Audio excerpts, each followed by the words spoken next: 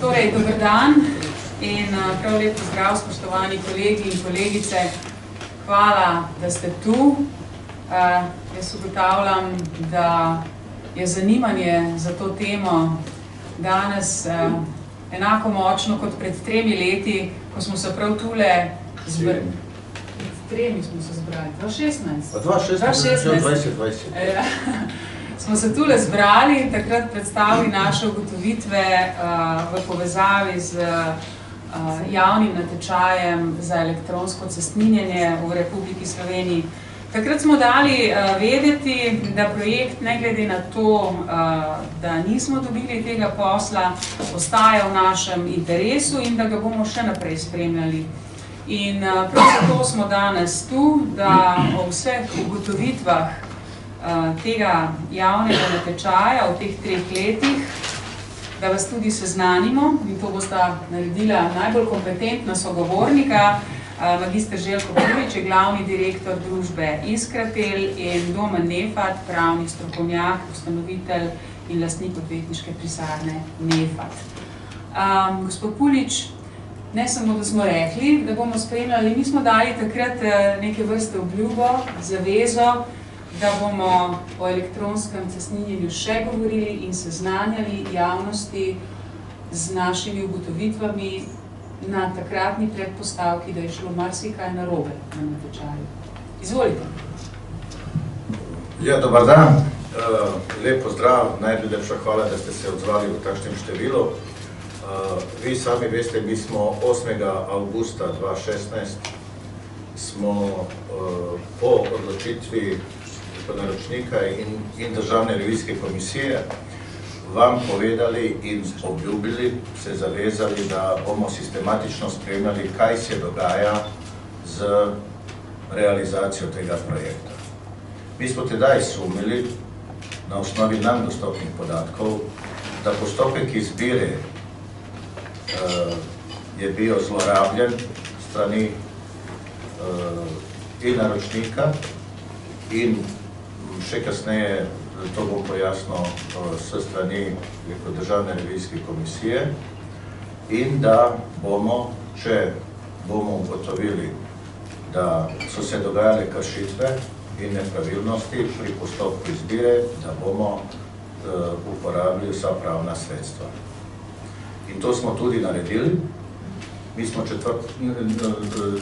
v septembru, 4. septembra, smo vložili odškodninsko tožbo proti družbi DARS za škodo, ki nam je bila povzročena, ker je postopek izbire najugodnejšega ponudnika sistema elektronskega cestninjenja v Sloveniji bil, rekel, nedopustno spremenjen, nepravilno izveden, nezakonito in, rekel, bistveno je posegal v izhodišni razpis.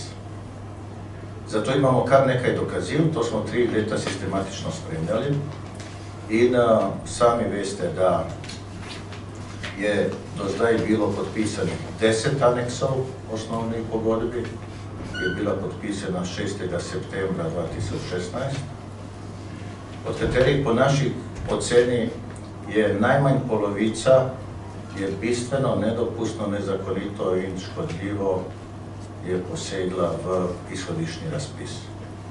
Po naših informacijah pripravlja se tudi 11.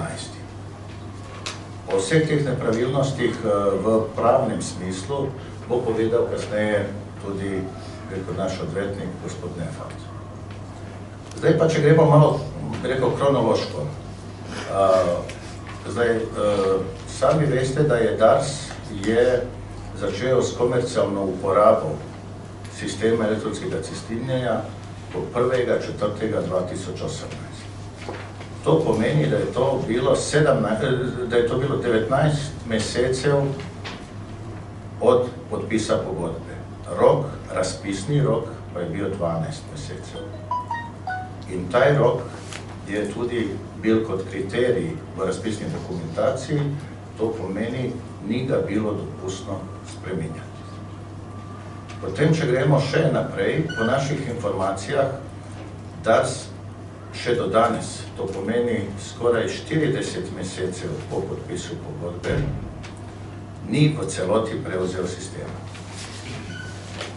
In še, se spomnite, tudi vi ste pisali o tem, da je julija 2018, to pomeni že po 3 mesecih komercialnega obratovanja, je Darsu zmanjkalo teh enot, obujev, ki pridejo v kabino tovornjaka in ga v juliju mesecu ni bilo možno kupiti. Mi smo v postopku razpisa, mi in nekateri drugi ponudniki smo opozarjali, da so izračuni Darsa glede števila in njihova ocena teh obujev bila napačna, vendar strokovne službe Darsa so to vehementno zavrnile kot netočne in neutemeljene. Pa bi lahko še naštevali, tako da smo ugotovili na osnovi vseh naših informacij in nam dostopnih dokumentov, da je postopek izbire najugodnejšega ponudnika elektronskega cestninjenja bil zlorabljen strani odgovornih na Darsu, da je izpeljan nepravilno, nezakonito in v škodu ponudnikov, pa tudi ocenjujemo v Iskratelu na osnovi vseh pregledanih dokumentov, ki so nam bili dostopni, da je oškodovan tudi javni denar, proračun in bi zaradi tega bilo smotrno, da iz tega stališča tudi projekt pregleda Računsko sodišče. Jaz kot odgovorna oseba v Iskratelu, kot glavni direktor, sem ravnal po 263. členu ZGD-ja in nisem dopustil dolžnega ravnanja, ker smo na osnovi vseh dokumentov, ki so nam bili dostopni, ugotovili, da smo bili oškodovani. Zato smo vložili odškodninsko tožbo v višini skoraj 18 milijonov evrov, ki je tudi podkrepljena z oceno s strani sodnega izvedenca. To je bilo edino pravno sredstvo še, ki nam je bilo na voljo in smo ga izkoristili. Zakaj edino? I sami veste, da na odločitev DKOM-a, to pomeni Državne revizijske komisije, ki je bila tedaj v sestavi senata, pa mi dovolite, da preberem, to so javno dostopni podatki, je bila gospod je kot predsednica senata je bila gospod Tadeja Pušnar, potem kot član gospod Borut Smrdel in še kot član gospa oziroma magistrica Tadeja Škrabar. Mi smo tedaj povedali na tiskovki 8. avgusta 2016, da je Državna revizijska komisija zavrnila vseh 27 očitkov. Če se prav spomnim, okrog 11 sploh ni vsebinsko obravnavala, ampak jih je zavrnila kot nerelevantne za odločitev.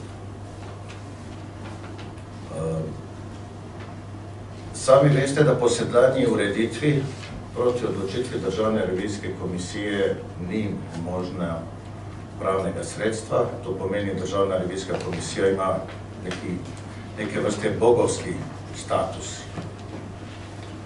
Zaradi tega smo ostali na tem, da smo uporabili edino pravno sredstvo in to je odškodninska tožba.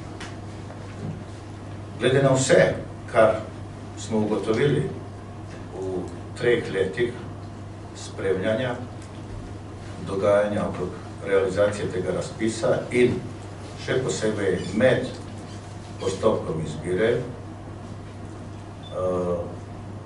ocenjujemo v Iskratelu in menimo, da zaradi pristranskega, nedopustnega nedovoljnega in nezakonskega delovanja odgovornih na Darsu v tem času, in to je predvsem gospod Bojan Banfi kot predsednik strokovne komisije za izbiro, pa tudi člani senata, so v naših razmišljanjih, da proti njim tudi uložimo tudi kazenske ovadbe. Ampak potem bomo še razmislili in ugotovili, ali obstaja zadosti dokazil, da to tudi naredimo. Bi rekel, ne glede na vse, Iskatel je taj projekt nepovratno izgubil, in smo povedali, da postopek izbire ni bil pravilen. V Sloveniji, in zakaj je ta tiskovka še enkrat ponovljena? Zaradi tega, ker nam ni vseeno javnih naročil.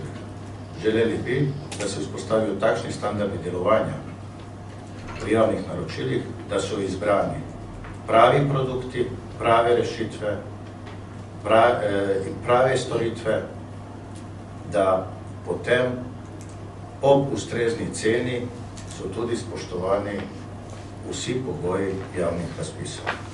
Gre za to, da dvignemo vsi skupaj standard na tem segmentu, ker kot vidite, obstaja kar resna ovira pri infrastrukturnih projektih v Sloveniji, prav zaradi tega, ker zakonsko ni urejena situacija v celoti. Tako da, če se bodo zgodile tudi spremembe zakonske na tem segmentu, mi jih v Iskatelu tudi pozdravljamo.